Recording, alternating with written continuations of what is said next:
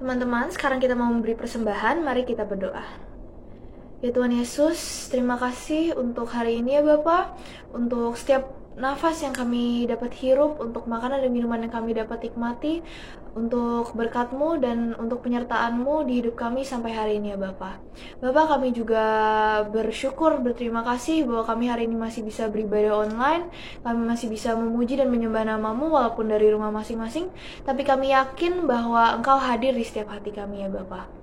Sekarang kami mau memberi persembahan, kami berdoa untuk setiap tangan-tangan yang memberi, dan kami berdoa supaya persembahan ini dapat berkenan di mata-Mu dan bisa memperluas kerajaan-Mu serta memuliakan nama-Mu ya Bapa. Terima kasih Bapa, dalam nama Yesus kami berdoa, amin. Persembahan dapat dilakukan melalui transfer ke rekening berikut ini atau scan QR Code yang tertera di layar. Mari kita deklarasikan persembahan ini bersama-sama. Pada saat kami membawa persembahan, kami percaya pintu surga terbuka dan berkat Tuhan dicurahkan. Saya menerima sekolah, studi, dan masa depan yang cerah, keterampilan, kecerdasan, dan hikmat dapat gandakan. Semua pelajaran dibuat berhasil, nilai-nilai dan prestasi sekolah saya Tuhan tingkatkan. Semua biaya-biaya dapat dilunasi, saya menerima hadiah, kejutan, dan penghargaan. Semua kebodohan, penyakit, dan kerugian dihalau dalam hidupku, keluargaku, dan studiku. Ini adalah waktu memberi persembahan, dalam nama Yesus, haleluya.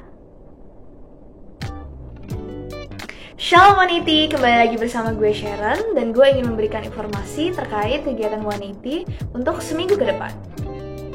Untuk yang pertama, Waniti mengadakan Nala Doa online setiap hari Sabtu jam 14.30 dengan menggunakan platform Zoom. Untuk teman-teman yang ingin mengikuti Nala Doa, kalian bisa ke Instagram Waniti dan klik link yang ada di bio. Guys, gue pengen nanya nih, kalian udah ikut small group belum? Jarak itu bukan penghalang buat kita berkomunitas loh. Yuk ikut small group. Buat teman-teman yang ingin bergabung ke small group, kalian bisa klik link yang ada di bio Instagram Waniti. Terakhir, gue pengen ingetin kita semua untuk baca SMA setiap hari. Buat teman-teman yang belum punya aplikasinya, kalian bisa download di App Store ataupun juga di Play Store. Sekian untuk news hari ini bersama gue Sharon.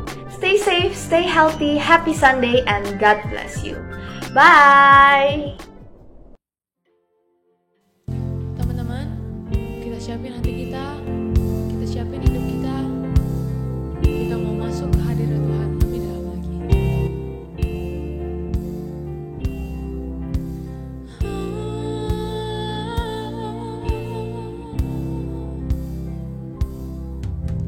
Kemanakah aku dapat pergi menjauhi rohmu yang suci, kau sahabat,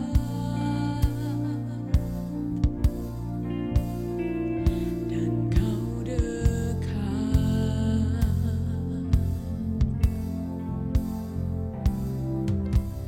Bahkan seluruh pengabdianku tak bisa membalas kesetiaanmu. Sungguh mulia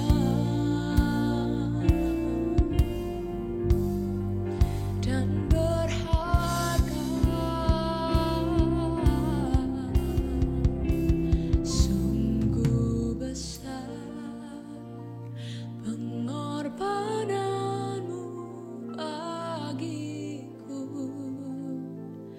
terlalu dalam untuk dimengerti. Oh, sungguh besar, sungguh indah yang kau pikirkan tentangku, tak terselami bagiku. Sungguh indah,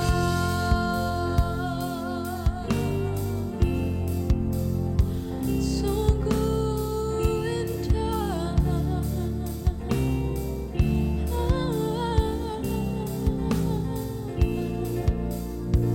Sama-sama kita bawa lagu ini dari awal.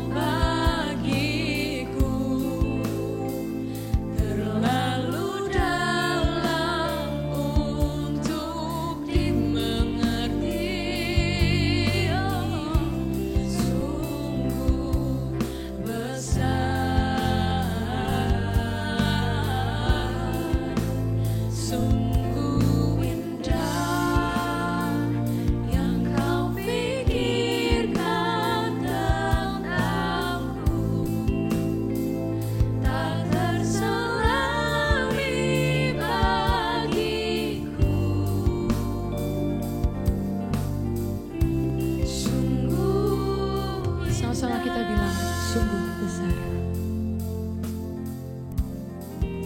Sungguh besar pengorbananmu bagiku, terlalu dalam untuk dimengerti. Sungguh besar.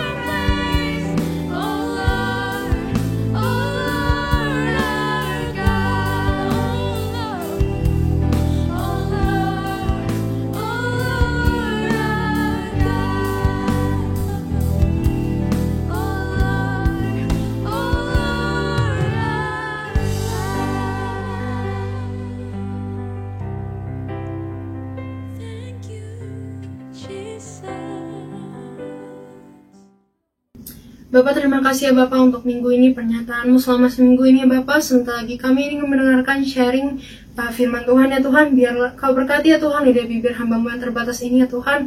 Biarlah lidah bibir hamba-Mu ini dapat menyampaikan firman-Mu ya Tuhan. Dan biarlah semua yang hamba-Mu ini keluarkan ya Tuhan, semua datang daripada Engkau ya Tuhan. Terima kasih ya Bapak, biarlah firman ini dapat kami renungkan dan kami refleksikan dan dapat memberkati kami ya Bapak. Terima kasih ya Bapak, dalam nama Tuhan Yesus kami berdoa ya. Halo guys, kembali lagi di minggu ini bersama gue Angelina Putri. Sebenarnya kalau kalian belum kenal, perkenalkan nama gue Angeli. Dan di minggu ini gue akan memulai series baru yang judulnya Do Something. Nah, series ini benar-benar buat gue merefleksikan diri gue kembali gitu ya. Dan sangat memberkati gue. Dan semoga juga bisa memberkati kalian juga ya. Nah, pertama-tama nih, kalian nyadar gak sih ada hal yang sering banget nih kita dengar atau sering diperdebatkan sama orang-orang. Gue nggak ngomongin politik atau apakah virus corona hoax atau tidak, atau bubur tuh diaduk atau enggak gitu ya. Tapi gue ngomongin about superheroes, superhero movie specifically. Orang-orang tuh suka debatin gitu ya. Enggak, gue Marvel fan, enggak, gue DC fan gitu ya. Enggak, Marvel lebih keren, enggak, DC lebih keren gitu ya. Anyways, gue Marvel fan karena gue suka Iron Man dan Spider-Man. Selain suits mereka yang keren, mereka juga chemistry-nya lucu banget. Anyways, kenapa sih orang tuh suka banget sama superheroes? Apalagi superhero movies. Terbukti banget nih ya, waktu Endgame aja sampai sinema tuh rela dibuka 24 jam. Dan ada dong yang nonton subuh-subuh gitu ya. Kalau gue sih gak kuat ya subuh-subuh nonton, tapi ada orang yang rela, saking sukanya gitu kali ya. Dan ada kosongnya di situ, mereka tuh mau nonton subuh-subuh.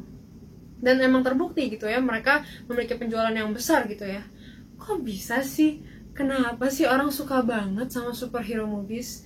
Karena lihatnya seru gak sih?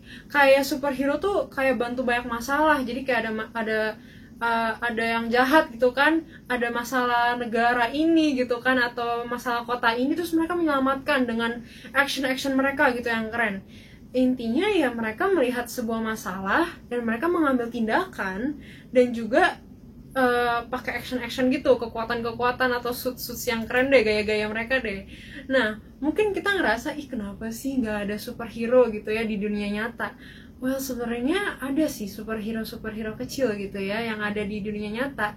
Or we could say, kalian mungkin sering dengar not all hero wear capes. Artinya kayak ya nggak semua pahlawan pakai jubah-jubah gitu. Nah, contohnya nih waktu itu pas gue kelas 2 SD, gue biasalah gitu, suka ada drama anak kecil gitu. Jadi waktu itu kebetulan teman sebangku gue sama teman kelas gue, jadi mereka ini lagi nggak sukaan gitu. Jadi teman sebangku gue ini waktu itu kita lagi ada tugas bikin tulis hance pakai tinta Cina di kertas scroll gitu. Nah, teman gue ini udah selesai.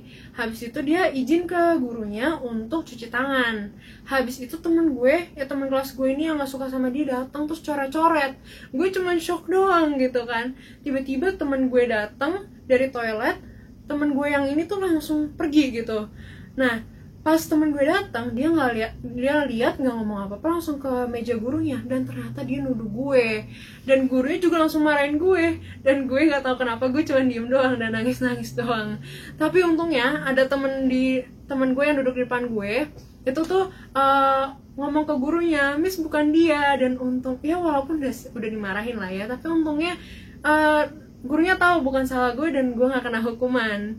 Nah, itu kayak hal-hal kecil, dan terkadang saat kita dalam keadaan terdesak, mungkin rasanya kayak coba ada yang tolong gue gitu loh, coba ada yang bisa stand up for me gitu loh. Atau misalkan lagi tiba-tiba kalian bawa barang banyak terus tiba jatuh, kalian berharap ada orang tiba-tiba terbang terus bantu kalian gitu kan, tapi ya nggak mungkin lah ya. Dan kalian berharap ada seseorang yang melakukan tindakan saat ada ketidakadilan ke kalian. Nah, kalau kalian dengar tentang kata injustice atau ketidakadilan, kira-kira apa sih yang ada di pikiran kalian? Mungkin kalau justice kan artinya adil, setara gitu ya, imbang gitu. Dan sedangkan injustice ya tidak adil, tidak setara, tidak seimbang gitu ya, udah jelas gitu ya. Tapi mungkin ada juga yang mikir kayak world hunger, human trafficking, global poverty gitu ya. Atau mungkin kalian kepikir lagi kayak, ih dulu gue pernah loh ngalamin kayak gini gitu ya. Dan juga mungkin kalian hal-hal yang kalian alami atau yang teman kalian pernah alami gitu ya. Atau mungkin kalian pernah lihat di TikTok, atau biasanya kalau kalian tahu thread tweet gitu ya, hashtag save ini, save itu gitu ya, thread tweet gitu ya, hashtag this is a thread gitu ya. Nah, dan kalian sampai bacanya tuh kayak, wah ini gak adil banget nih, ini gak boleh banget, sampai kalian bantu viralin, bantu share, bantu like gitu ya, sampai hashtagnya tuh viral gitu, trending nomor 1. Nah, Gen Z tuh keren banget lah solidaritasnya gitu ya. Tapi yang menjadi pertanyaan adalah bukan apakah ada ketidakadilan atau does injustice exist, tapi lebih ke why doesn't somebody do something. Dan itu akan menjadi topik pertanyaan untuk seluruh series ini, dan seperti apa dan tanggung jawab siapa untuk melakukan sesuatu di saat adanya ketidakadilan. Sebelum kita mulai nih, mungkin ini bisa menjadi topik yang buat kalian tuh keinget lagi masa-masa pengalaman-pengalaman kalian yang kurang enak gitu ya, tapi bisa banget kalian bisa ceritakan ke SGL kalian atau ke kakak pembina kalian atau teman-teman kerja kalian, dan semoga setidaknya bisa membantu ataupun support kalian. Tapi mungkin ada juga yang sebenarnya nggak pernah ngalamin atau bahkan nggak pernah lihat gitu ya. Mungkin saat kecil tuh nggak pernah merasakan rasisme, nggak pernah merasakan masalah akses untuk edukasi, dan banyak banget. Kayak mungkin kalian gak pernah tahu gitu, ada orang orang-orang yang takut gitu untuk keluar karena mungkin di lingkungan mereka tuh sangat rasis gitu. Jadi kalau mereka keluar bisa dipukul lah, diapalah, dan itu ada loh guys di internet gitu loh. Dan ada benar-benar orang-orang yang memiliki kehidupan seperti itu. Cuman kalian mungkin belum tahu gitu waktu itu. Dan kalian mungkin menanyakan, kenapa nggak ada yang berbuat sesuatu tentang hal ini gitu, atau mungkin bertanya gitu loh, kenapa orang ini dibully tapi nggak ada yang bantu, atau kenapa teman gue ini kok bisa nggak suka ya pulang ke rumah, emang kenapa sih di rumah dia? Kita nggak pernah tahu kalau kita nggak pernah coba menanyakan dan melihatnya. Nah, saat kita beranjak dewasa mungkin kita baru berasa tuh dan melihat dari sosial media, atau mungkin baru kenal orang-orang seperti itu. Nah, dan mungkin kita bertanya kayak, kenapa sih sebelumnya kita nggak pernah lihat, apa ini baru muncul, atau ini sebenarnya dulu ada nggak sih gitu ya. Nah, sebenarnya bukan kita nggak peduli dengan adanya ketidakadilan itu, mungkin kita tidak melakukan sesuatu untuk ketidakadilan itu karena kita nggak ada di dekat dengan situasi itu untuk melihat apa yang sebenarnya terjadi. Nah, kita bukan orang yang pertama kali nih yang ketemu masalah ini. Tapi Yesus waktu itu udah pernah membicarakan. Pada waktu itu banyak yang menanyakan, dan Yesus menjawab dengan perumpamaan. Waktu itu diceritain ini, Yesus kasih perumpamaan tentang domba dan kambing untuk mencontohkan yang adil dan yang tidak adil, satu sisi yang benar dan satu sisi yang sesat. Atau mungkin kalau kita pikir lagi ke masalah superhero, itu kayak yang jahat sama yang baik gitu ya, Jokernya sama Batman-nya siapa gitu kan. Nah, tapi Yesus ini mencontohkan dengan kambing sama domba, karena itu yang familiar sama mereka waktu itu. Ini balik lagi nih, jadi Yesus waktu ditanya, siapa yang di sisi baik dan siapa yang di sisi jahat? Nah, Yesus jawabnya tuh pakai cerita perumpamaan domba sama kambing. Dan Yesus bilang domba itu ada di sisi yang baik dan adil, sedangkan yang kambing itu di sisi yang jahat. Nah, ini apa yang dikatakan Yesus kepada sisi kambing nih?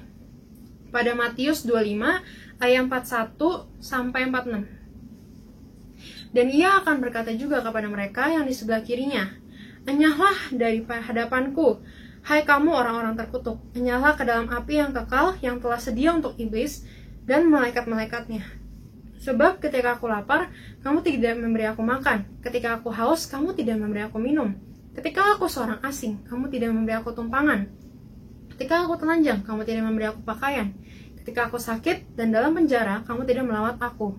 Lalu mereka pun akan menjawab dia, katanya, Tuhan, bila manakah kami melihat engkau lapar, atau haus, atau sebagai orang asing, atau telanjang, atau sakit, atau dalam penjara, dan kami tidak melayani engkau? Maka ia akan menjawab mereka, aku berkata kepadamu, sesungguhnya segala sesuatu yang tidak kamu lakukan untuk salah seorang dari yang paling hina ini, kamu tidak melakukannya juga untuk aku. dan mereka ini akan masuk ke tempat siksaan yang kekal, tetapi orang benar ke dalam hidup yang kekal. Nah, di sisa ini Yesus membedakan mana yang adil dan tidak adil, orang yang baik dan orang yang jahat. Dengan contoh kecil yang kita bisa lakukan kepada orang yang kelaparan, tahanan, orang yang sakit, atau bahkan orang yang kita nggak kenal. Dengan kata lain, orang yang membutuhkan bantuan, atau orang-orang yang lemah gitu. Oke, mungkin kelihatannya kok lebay banget ya, atau ekstrim banget ya. Emang Yesus semarah itu ya kalau misalkan kita nggak kasih orang minum gitu. Dan golongan kambing pun itu juga kaget gitu loh. Kita nggak lihat engkau minta tolong atau meminta baju, meminta makan, meminta minum, kayak merasakan kayak kok gue nggak kayak gitu, kok bisa dibilang gue nggak kasih makan, nggak kasih minum gitu. Mungkin secara gamblangnya sebenarnya bukan haus atau lapar secara fisik, tapi sebenarnya yang dibicarakan adalah bukan hanya tidak melakukan sesuatu atas ketidakadilan, tapi bahkan mereka tidak melihat ketidakadilan itu. Nah, di situ Yesus menyinggung juga kalau sama aja kayak kita tidak melihat dia, dan mungkin kita melupakan apa yang sebenarnya yang harus kita lakukan sebagai pengikut Kristus. Jadi ingatlah cerita ini, dan tahu bahwa cerita ini tuh Yesus menyatakan His people are people who see and act when it comes to injustice. Jadi Yesus mau tuh umatnya melihat dan bertindak saat melihat ketidakadilan. Nah, bukan berarti untuk membangun hubungan sama Tuhan gitu ya, kita harus good deeds gitu, berbuat baik, bersedekah gitu ya. Bukan, tapi saat kita ingin mengikuti Yesus, kita tuh pengen segambar dan serupanya. Dan Yesus tuh udah menjadi contoh buat kita untuk melihat sebuah ketidakadilan dengan cara yang berbeda gitu loh. Dan kayak kita lebih dan Tuhan pengen kita lebih merasa kalau melihat sebuah injustice itu kayak gue harus lakukan sesuatu untuk ini nggak boleh kayak gini gitu loh. Kita mau Tuhan mau kita memiliki rasa peduli untuk orang-orang yang dalam ketidakadilan. Nah, tenang aja, dalam minggu ini berikutnya ini kita bakal membicarakan tentang ini. Dan sekarang ini kita mulai apa yang kita bisa lakukan dengan pertama-tama nih. Cut.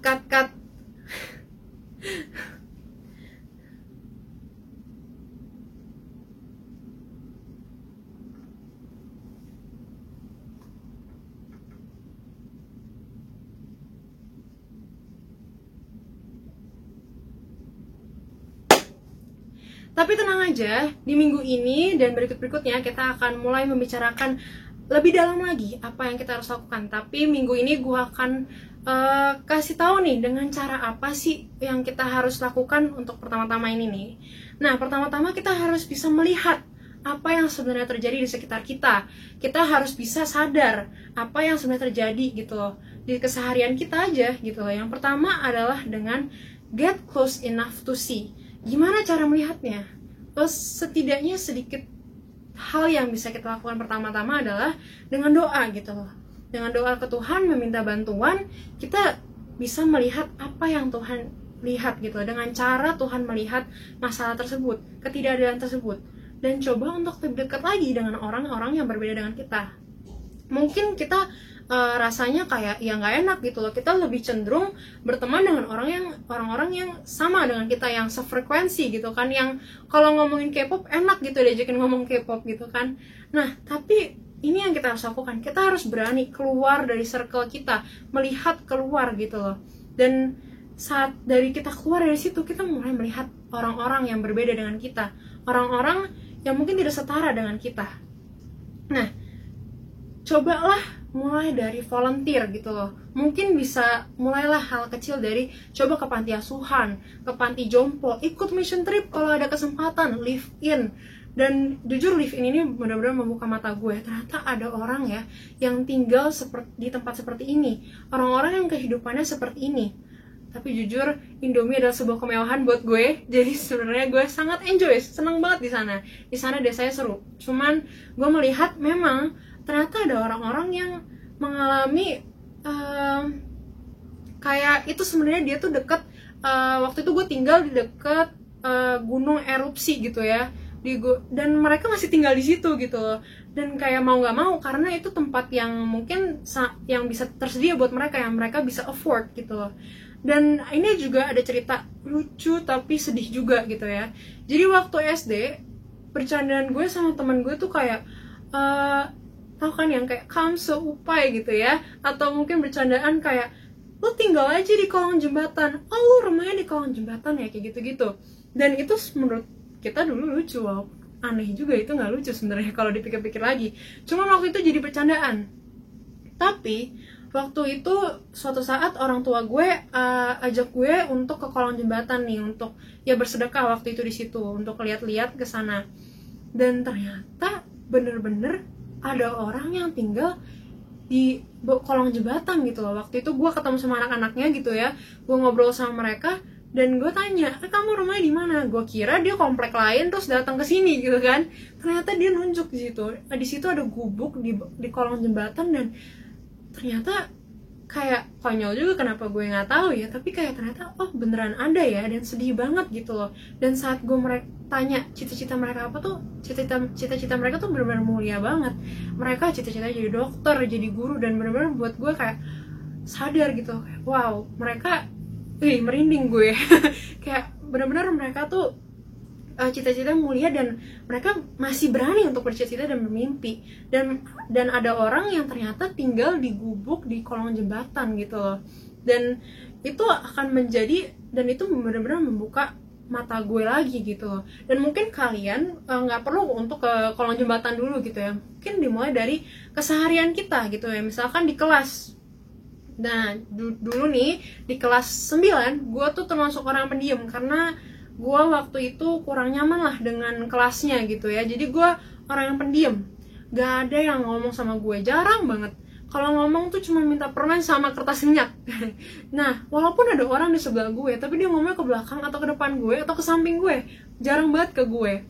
Dan saat itu gue merasakan kayak ini gak adil banget, orang-orang punya temen ngobrol sedangkan gue gak ada gitu loh. Tapi dari situ gue bersyukur juga karena gue bisa tahu posisi yang ada di situ. Dan saat gue SMA, waktu gue ke lingkungan yang lebih nyaman gitu ya, jadi gue tuh berisik banget sebenarnya aslinya. Jadi gue berisik banget di kelas, terus ada orang-orang yang mojok gitu loh di kelas. Dan dari situ gue merasa kayak gue pernah di posisi dia, dan gue berani untuk approach sama mereka, dan ternyata mereka asik banget buat diajak ngobrol. Cuman kitanya aja yang mungkin terlalu nyaman dengan circle kita, terlalu tertutup dengan circle kita sendiri, makanya kita nggak keluar ke main sama orang lain. Dan ternyata mereka asik-asik juga kok, dan itu nggak adil banget loh kalau kita nggak memberi kesempatan buat mereka untuk bisa bergaul dengan kita. Nah, hal yang kedua, be curious enough to listen. Hal yang paling mudah untuk melihat ketidakadilan adalah untuk mendengarkan orang-orang yang punya pengalaman itu. Nah, saat orang-orang cerita nih pengalaman mereka gitu ya, apalagi kalau mereka udah makin nyaman sama kita, makin deep tuh ngomongnya, ya kan, deep talk kalau kalian tahu ya. Itu ada tuh orang-orang yang pernah gitu cerita ke gue, atau bahkan ke panti jompo gitu, ada nenek-nenek lama-lama cerita, oh iya nek, no iya nek, tiba-tiba iya saya dibuang, saya kayak aduh kok gitu banget gitu, makin kayak aduh nggak enak banget kok ngomongin gini sih gue, aduh gue nggak mau ngerasa sedih kayak gini, gue nggak mau ngerasa nggak enak kayak gini.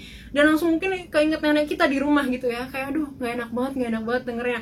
Cuman itu sebenarnya hal bagus gitu loh, dan kita ada itu menunjukkan kalau kita melihat perspektif yang Tuhan melihat juga soal ketidakadilan ini.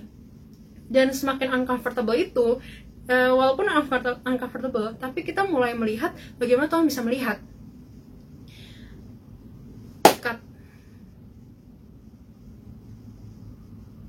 Oke.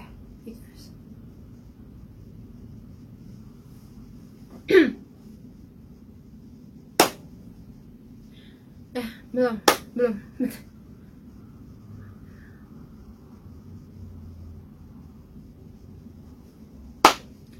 Nah, also be curious enough dengan pengalaman kalian sendiri. Mungkin kalian sendiri melihat ketidakadilan di diri kalian, atau bahkan mungkin kalian terlibat dengan orang-orang yang menjadi orang-orang yang membuat ketidakadilan itu.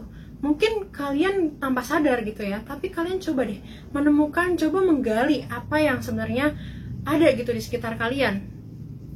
Yang ketiga, be courageous enough to name it. Kalau salah, berani bilang salah. Kalau tidak adil, berani bilang tidak adil. Kalau kalian melihat ketidakadilan di sekitar kalian, atau mungkin di diri kalian gitu ya, berani untuk mengatakan, to point out, atau to call out gitu loh. Salah satunya nih cerita lagi nih guys. Waktu gue kelas 5 SD, jadi gue nih punya geng. Kelas 5 SD ini, geng gue nih rame nih, cewek-cewek semua. Nah, gue nih waktu itu nggak tahu kenapa, ini konyol banget sih sebenarnya, tapi gue waktu itu suka warna pink, dan kebetulan kamar gue pink, dan teman-teman gue tahu kalau gue tuh kamarnya pink, dan mereka tahu kalau gue suka pink. Sedangkan ceritanya ini leader gengnya gitu ya, itu tomboy. Nah, jadinya mereka tuh dihasut gitu loh, ih pink nggak banget deh, lemah banget deh gitu. Jadi gue dimusuhin sama mereka karena nggak suka pink. Konyol banget, cuman begitu ceritanya. Terus waktu itu suatu saat lagi break, gue lagi duduk sendiri sama, terus depan gue tuh serong depan jauhan dikit gitu ya, ada mereka lagi ngobrol-ngobrol ketawa-tawa, tiba-tiba ada yang lempar roti ke gue. Terus gue langsung kaget, dan itu menurut gue udah gak wajar. Jadi gue langsung ngomong, gue berani ngomong ke wali kelas gue gitu ya, homeroom teacher gue. Langsung semua cewek di kelas itu dipanggil, dan habis itu dinasihatin lah sama gurunya. Dan ada yang nangis lah, ada yang gimana lah gitu kan. Tapi dari situ, kita yang tadinya ada geng A, B, C, ada orang yang menyendiri, ada yang ini, semuanya jadi satu. Dan mungkin gue tadinya ngerasa kayak, aduh gak enak banget, gue nanti dibilangnya anak cepu gitu kan. Tapi ternyata itu mensatukan kita. Dan kelas 5 SD gue menjadi kenangan terindah, karena perpisahan kita juga asik banget gitu loh. Semua geng itu gabung gitu loh, nggak ada geng A, geng B, geng C gitu loh, dan semua punya temen gitu. Jadi saat kita melihat ketidakadilan or injustice itu justru kita memiliki kekuatan untuk bertindak. Karena tanpa itu kita lihat, tanpa itu kita identify, tanpa itu dibicarakan, itu tidak akan mengubah apa-apa. Tapi saat kita bisa melihat dan bisa mengidentify ada sebuah ketidakadilan, kita bisa melakukan sesuatu. Kita punya power, kita punya ownership dan tanggung jawab untuk bisa mengubah atau do something about it gitu loh. Walaupun itu risky, mungkin gue bakal saat itu dicap cepu gitu ya, tapi it's our responsibility untuk melakukan sesuatu, to do something. Jadi banyak hal tentang mengikuti Yesus adalah dengan belajar melihat, berpikir, dan hidup yang mungkin tidak wajar atau tidak nyaman. Tapi gue yakin yang gue katakan tadi gitu ya, generasi ini tuh keren banget, memiliki rasa peduli yang tinggi. Seperti kayak hashtag aja gitu ya, hashtag dari mungkin followers Twitter nih orang tuh cuma 20, tapi karena thread ini gitu ya, dengan hashtag ini orang-orang tuh bisa viralin seluruh dunia gitu loh. Dan generasi ini juga bisa menjadi generasi yang bisa do something, yang bisa melakukan sesuatu di area-area yang mungkin terlihat mustahil untuk diubah gitu ya. Tapi langkah-langkah awal adalah untuk melihat dan mengajak orang untuk bisa melihat juga. Dan gue akan menutup dengan quote dari Maya Angelou, sebuah penulis terkenal nih yang sering membicarakan soal ketidakadilan, yaitu do the best you can until you know better. Dan when you know better, do better. Artinya bos, lakukan yang terbaik semampu Anda sampai Anda tahu lebih baik. Kemudian saat Anda tahu lebih baik, berbuat lebih baik. Jadi itulah menjadi penutup dari sharing hari ini. Semoga sharing hari ini bisa memberkati kita semua, karena itu juga memberkati gue saat mempersiapkan ini. Dan semoga dapat menjadi hal untuk kalian refleksikan kembali dan bisa memberkati kalian, karena gue percaya kita adalah generasi milenial yang dapat menjadi garam dan terang dimanapun kita berada. Tuhan Yesus memberkati. Mari gue tutup dalam doa. Bapak, terima kasih ya Bapak untuk firman-Mu yang telah disampaikan. Biarlah firman ini dapat memberkati kami semua dan merefleksikan kami kembali ya Tuhan.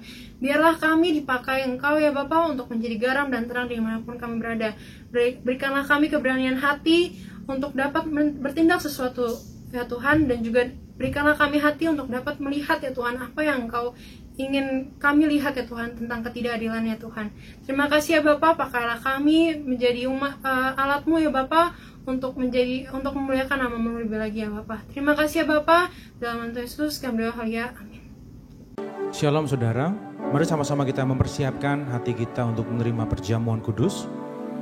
Siapkan anggur dan roti saudara. Jika saudara sudah mempersiapkannya, saya jemput saudara untuk bangkit berdiri dimanapun saudara berada.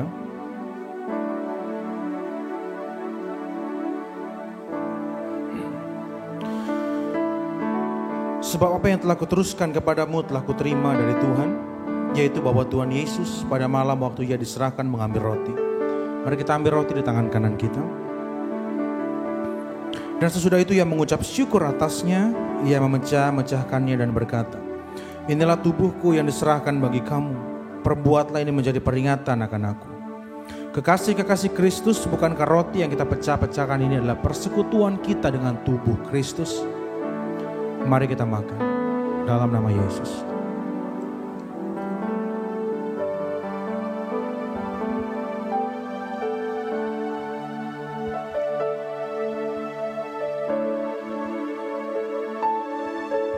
Mari kita angkat cawan di tangan kanan kita di hadapan Tuhan. Demikian juga Ia mengambil cawan sesudah makan lalu berkata, cawan ini adalah perjanjian baru yang dimeteraikan oleh darahku. Perbuatlah ini setiap kali kamu meminumnya menjadi peringatan akan aku. Bukankah cawan pengucapan syukur yang atasnya kita ucapkan syukur ini adalah lambang persekutuan kita dengan darah Kristus?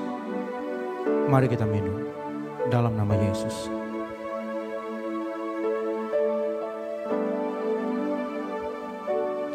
Menaikkan syukurmu di hadapan Tuhan. Sampaikan doa-doamu di hadapan Tuhan. Sampaikan keluh kesahmu. Sampaikan terima kasihmu. Karena Dia Allah yang mendengar. Dia Allah yang tidak pernah meninggalkan kita. Dia selalu ada. Dia ada di mana saudara berada. Belajar, cari damai sejahtera Tuhan dalam hidupmu. Karena Tuhan tidak pernah meninggalkan kita.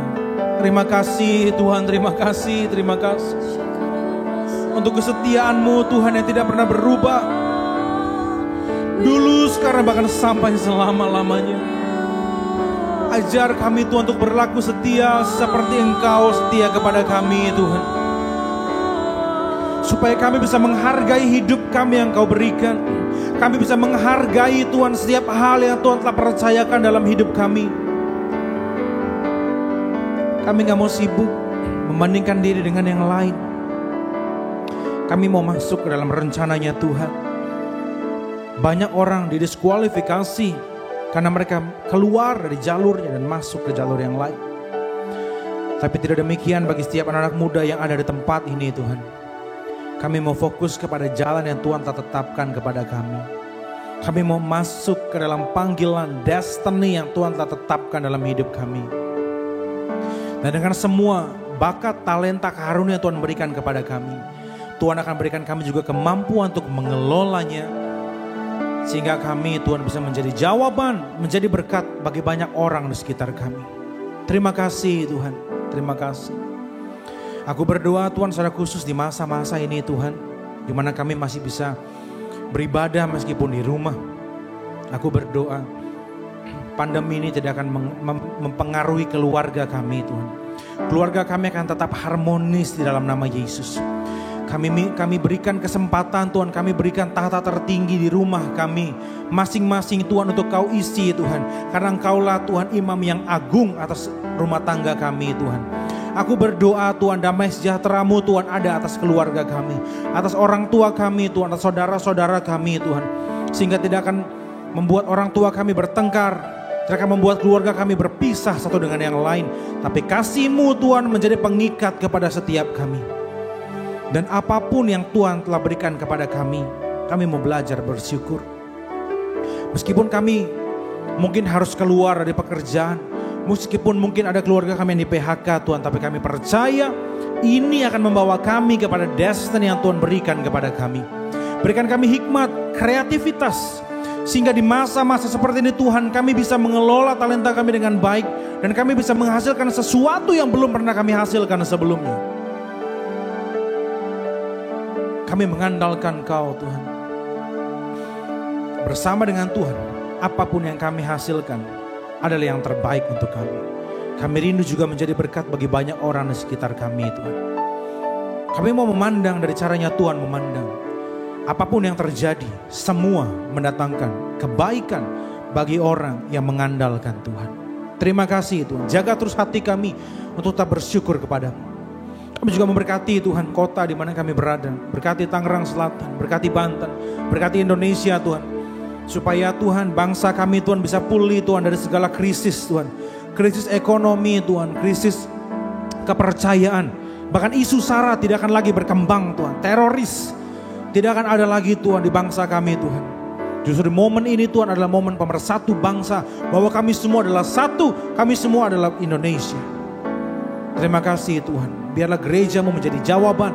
Dimanapun mereka berada, gereja menjadi jawaban Tuhan. Di kota mereka masing-masing. Sehingga Tuhan, kasih-Mu bisa diterima oleh semua orang di bangsa ini. Terima kasih Tuhan, terima kasih.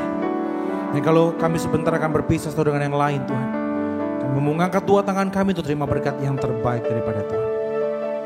Biarlah berkat yang terbaik adalah Bapa di sorga. Berkat yang terbaik dari Tuhan Yesus. Berkat yang terbaik dari Roh Kudus menyertai hidup, keluargamu, sekolah, kuliah, pekerjaan, bisnis, usaha, dan pelayananmu. Mulai hari ini, besok, bahkan sampai selama-lamanya. Kita yang percaya dan diberkati Tuhan, sama-sama kita katakan, amin.